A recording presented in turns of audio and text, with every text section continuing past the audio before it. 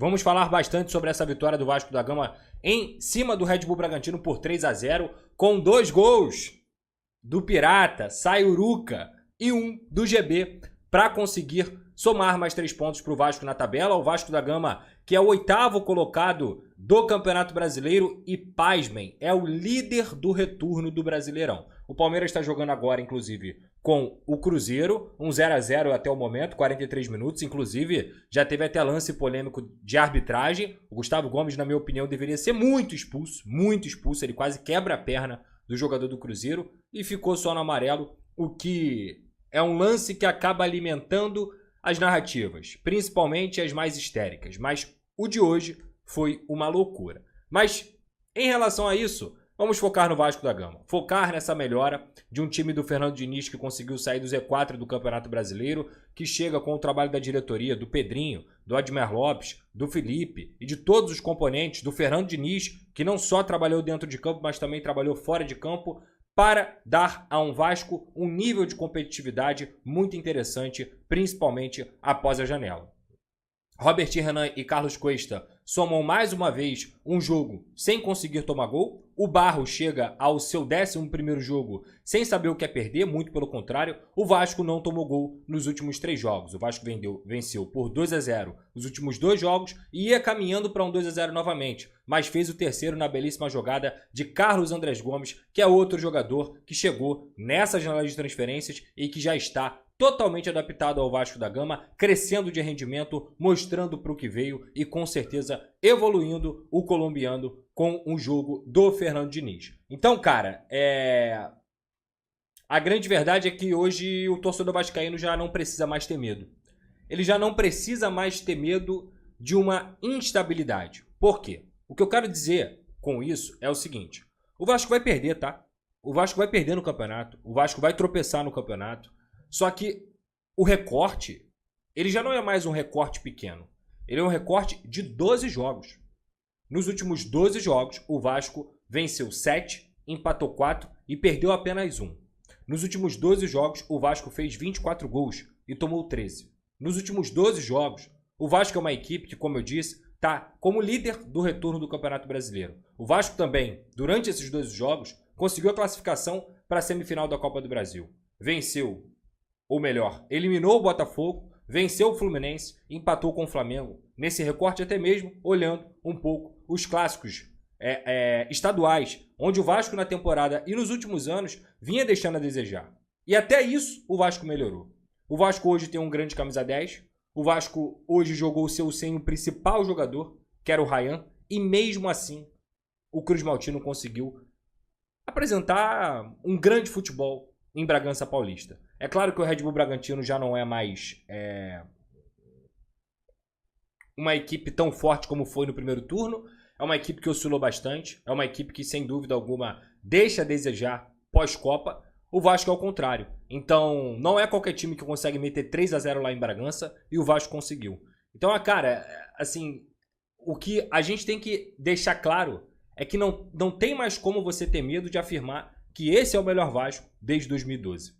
Teve o Vasco de 2017, em que o Vasco se classificou também para pré-Libertadores. Aquele Vasco do Paulinho, do Douglas Luiz, do Nenê, do Anderson Martins, do Breno, do Martins Silva, tinha o André Rios também. Enfim, era um Vasco que tinha bons jogadores.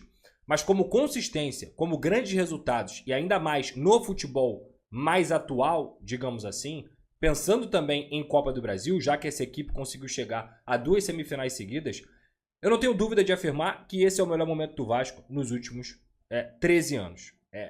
Primeiro porque o Vasco vem com uma espinha dorsal de 2024 para 2025, capenga um pouco nesse início de temporada, até porque a linha defensiva do Vasco era uma linha defensiva comprometedora, com o João Vitor, com erros de Hugo Moura, com erros de Lucas Oliveira, de Lucas Freitas, de Lemos, entre outros. Piton também errou bastante. E isso tudo tem a ver com as companhias, eu não tenho dúvida. Mas quando chega Nuno Moreira, impactante. Quando chega Carlos Andrés Gomes, impactante. Sistema defensivo, Barros, Cuesta, Robert Renan, impactante. E o Vasco ainda começa a ter mais peças de reposição. Porque são essas peças que fazem o Vasco, por exemplo, conseguir manter o nível do segundo tempo. Hoje entrou o Matheus França. Hoje entrou depois o David. Hoje o Verratti foi o titular na ausência do Ryan, que sem dúvida alguma é um dos melhores jogadores do futebol brasileiro. E mesmo assim o Vasco conseguiu uma vitória consistente, merecida, equilibrada. Então a adição do que aconteceu na segunda janela com o trabalho do Fernando Diniz, que com a bola já vinha sendo desenvolvido, ela foi crucial para que o Vasco pudesse encontrar o equilíbrio dentro do Campeonato Brasileiro, dentro da Copa do Brasil, dentro da sua temporada. E hoje não tem mais motivo para a gente poder negar o que são fatos. O Vasco pratica o esporte chamado futebol. Isso é indiscutível. E hoje no Brasil são poucos times que jogam tanto quanto o Vasco. Pouquíssimos. Eu diria que Flamengo, Palmeiras e Mirassol. O Cruzeiro tá ali. Depois desses times é o Vasco. Ninguém joga o melhor futebol que o Vasco hoje, além desses times que estão no topo. O Mirassol fazendo uma campanha espetacular, absurda, um trabalho magnífico, que eu sempre cito aqui e que eu sempre valorizo aqui. O Cruzeiro ainda brigando por fora, mas ainda é um time que é muito bem treinado pelo Leonardo Jardim. Flamengo e Palmeiras, com o investimento que tem, não tem nem o que falar. Mas de futebol jogado, eu não tenho dúvida que o Vasco está entre os 5 melhores times do país e os números mostram isso. É o 4º melhor ataque do campeonato. 48 gols marcados. É o líder do retorno. É um time que vem massacrando todo mundo, dos times mais fortes aos mais fracos. Claro que teve aquele tropeço contra o Palmeiras quando o Vasco não tinha o Barros e o Cuesta, e isso fez muita diferença, porque a derrota do Vasco foi liquidada em 3 erros individuais rapidamente. Tirando isso, quando o Vasco tem o seu elenco, principalmente do sistema defensivo, à disposição, o Vasco compete com qualquer equipe do Brasil. Qualquer uma. E não tem nenhum absurdo em falar isso. 49 gols? 49. Obrigado por me corrigir. Então, cara, assim, é até engraçado porque a gente não está acostumado com isso. O torcedor do Vasco que acompanhou o clube nos últimos 15 anos, digamos assim, ele não está acostumado com isso. Ah, Pedrosa, é muito pouco. Cara, o que eu mais odeio hoje é fiscal de alegria, fiscal de vitória, fiscal de um torcedor que está feliz com o momento do seu clube. E no meu caso, não só como torcedor eu estou feliz, mas eu estou feliz como jornalista, como analista. Desde que eu comecei o meu trabalho cobrindo o Vasco da Gama, desde que eu comecei o meu trabalho na cobertura do Vasco da Gama, a única coisa que eu sempre falei aqui é, cara, eu quero muito pegar uma temporada e falar assim, cara, eu falei mais de futebol do que de política, eu falei mais de futebol do que de crise, eu falei mais de futebol do que qualquer outra coisa. E a temporada de 2025 tá me dando um presente que eu não tenho desde 2017, que é desde quando eu cubro o Vasco. É uma temporada em que eu posso falar de futebol, cara. Em que você vê um time competindo, equilibrado, sem a bola e com a bola. Que você vê grandes jogadores. Que você vê jogadores que inclusive têm nível para estar em suas seleções. É o caso do Carlos Cuesta, que é um puta de um zagueiro. Do Paulo Henrique. Do Coutinho. Do Carlos Andrés Gomes. A fase esplendorosa do Barros. Um Léo Jardim também que tem nível para chegar à seleção brasileira. Um Lucas Piton que mesmo não tendo feito um jogo extremamente equilibrado, tá lá ele de novo dando assistência. E o Vasco tem um artilheiro, cara. Um artilheiro que muita gente quis usar como se fosse um item descartável. Muita gente desrespeitou o Verratti. Muita gente esculachou o Verratti. Muita gente passou dos limites com um cara que sempre foi líder, que nunca negociou a postura dele, que sempre respeitou as decisões do técnico, sempre deu a vida, não fica machucado, joga todos os jogos, se dedica em campo, nunca teve corpo mole e tá aí, mais uma vez, defendendo a camisa do Vasco da Gama. Ele entrega 3 pontos pro Vasco. 2 gols. Chegou ao seu 10º doblete com a camisa do Vasco, ou seja, 10ª vez que ele faz 2 gols na mesma partida. Só está atrás do Romário nesse século, que tem milhares de dobletes. E tem gente que diz que não é ídolo. Estou falando do Romário, é claro. Mas o Verratti, mais uma vez, ele consegue aparecer quando o Vasco mais precisava. Porque aquilo era necessário. A preservação mental e física do Verratti era necessária. Ele precisava descansar. E ele precisava colocar a cabeça dele no lugar.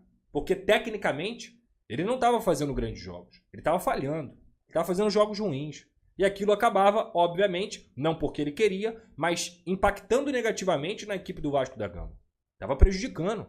Tanto é que os melhores jogos do Vasco acabaram acontecendo nas últimas partidas quando ele não estava em campo. Principalmente o jogo contra o Fluminense, que para mim foi uma atuação magnífica do time do Fernando Diniz. Só que lá estava ele novamente. Trabalhou, calado, não deu declaração polêmica, não deixou de trabalhar, não deixou de fazer nada o que um jogador de futebol, que é líder, que é capitão, deveria fazer. Hoje ele foi premiado com o trabalho, com a resiliência e com a perseverança, premiado. Com 2 gols. E não foi só isso não, tá? Ele não só fez os 2 gols. Ele jogou bem, ele segurou bola, ele participou com o pivô, ele sofreu falta no momento em que o Vasco estava utilizando a bola longa para tirar o Bragantino um pouco daquela pressão, porque o Bragantino pressionou no segundo tempo. Então o Pablo Verratti ele deu uma resposta muito interessante, mas com trabalho, sem se apegar à quantidade de covardias e absurdos que foram cometidas contra ele. Então, dito tudo isso, é um momento de muita alegria, cara. E o Vasco pode ainda coroar esse momento, não só com tudo que vem acontecendo nos últimos 12 jogos, mas agora com o jogo em casa, contra o São Paulo, dentro de São Januário, com a volta do Ryan, com os seus jogadores à disposição, com o Fernando Diniz também à beira do gramado, coisa que ele não esteve hoje. E o Vasco pode acumular 5 vitórias seguidas dentro do Brasileirão. Cara, isso é muito. Isso é muito. Já são 4. Vai para a 5ª. Para tentar a 5ª, digamos assim, porque tem que ter muito respeito com a equipe do São Paulo, que é uma equipe que também vive de altos e baixos aí após a eliminação da Libertadores, mas tem bons jogadores, tem um bom treinador, que é o Crespo, e conseguiu inclusive uma vitória nesse final de semana. Dito isso, dentro de São Januário, com a força de sua torcida, com a volta do Ryan, o Vasco tem tudo para continuar tendo a sequência que a gente está vendo. Então, para finalizar, é isso. Não tenha mais medo. Não tenha mais medo de bater no peito e dizer que seu time joga futebol. Não tenha mais medo de dizer que seu time compete contra qualquer equipe do Brasil. Não tenha medo de dizer que o Vasco joga realmente futebol. Não é só pontuação. Não é só chegar a 42 pontos. Não é só isso. Não é estar na 8ª colocação. O Vasco joga bola, cara. O Vasco tem mecanismos para jogar futebol. Tem saída de bola. Tem intenção quando tem a bola para fazer as bolas longas quando é necessário. E quando é para sair curto, sai curto. O Vasco fez um jogo hoje sem a bola, cara. Assim, impressionante. Impecável. Vocês lembram que há 2, 3 meses, antes dos reforços chegarem, o que eu mais cobrava desse time era compactação, transição e saber se portar no bloco baixo defensivo. Eu usei até a prancheta aqui para mostrar para vocês. Ó. Desde então eu não mexi mais na prancheta. Como o Vasco marcou hoje? Exatamente assim. Primeira linha com Coutinho e Verratti.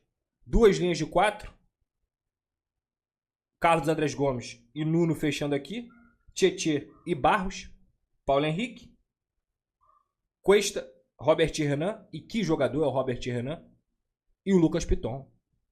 Mas o mais interessante não era só você ver um padrão tático, que estava muito claro, o Vasco marcando no 4-4-2 sem a bola, mas você via o nível de competitividade, brigando por cada bola, tendo atenção na bola aérea, a leitura de bolas aéreas também do Carlos Cuesta e do próprio Robert Renan.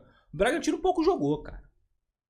O Bragantino teve pouquíssimas oportunidades, pouquíssimos momentos em que o Léo Jardim realmente foi obrigado a trabalhar. Porque não só essa linha defensiva estava muito bem montada, mas todo o sistema defensivo, que é composto pelos 11 jogadores, estava atento e equilibrado para poder conseguir fazer o jogo que o Vasco fez. E olhando um pouco isso de forma cronológica, a gente começa a nossa análise mais aprofundada de Vasco 3, Red Bull Bragantino 0 ou Red Bull 0, Vasco 3, já que o Vasco era visitante no Campeonato Brasileiro. Gabriel Souto, mesmo com a vitória, o que acha do nosso scout ficar de olho em uma das peças do Bragantino, como meia Bruno Prachetes?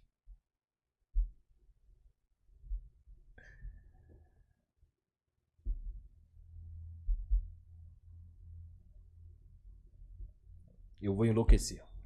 Gabriel, um beijo pra você. Obrigado. Careca, com o Pirata voltando à boa fase, se você fosse técnico, o que faria? Vai com ele e Ryan? Colombiano voando? Se der, manda um abraço para os vascaínos embarcados no SBT amanhã. Somos maioria aqui. Jefferson Salgado Coelho. Pode deixar, irmão. Pode deixar, porque eu vou mandar um beijo pra vocês lá. Tamo junto. Um abraço pra todos os embarcados aí. E sobre o Verratti, cara, eu manteria o time da forma como vinha jogando. O Verratti entrou hoje por conta da ausência do Ryan. O Verratti meteu 2 gols. Ótimo. Mas no próximo jogo, eu voltaria com o Ryan, Carlos Andrés Gomes, Nuno e Coutinho. E quando precisar, Verratti neles. Isso é um elenco, gente. Isso é um elenco. E faz muito tempo que o Vasco não tem opções. Faz muito tempo que o Vasco não tem a oportunidade de, por exemplo, poupar o seu melhor jogador e mesmo assim ganhar de 3-0 do Bragantino fora de casa. Isso é muito relevante, mano. É muito relevante. Então, quando esse grupo entender que eles são, de fato, um elenco, um grupo, e eu acho que eles estão nesse caminho, quem ganha com isso é o Vasco, cara. A competitividade dentro do elenco só melhora os atletas. Vocês podem ter certeza disso.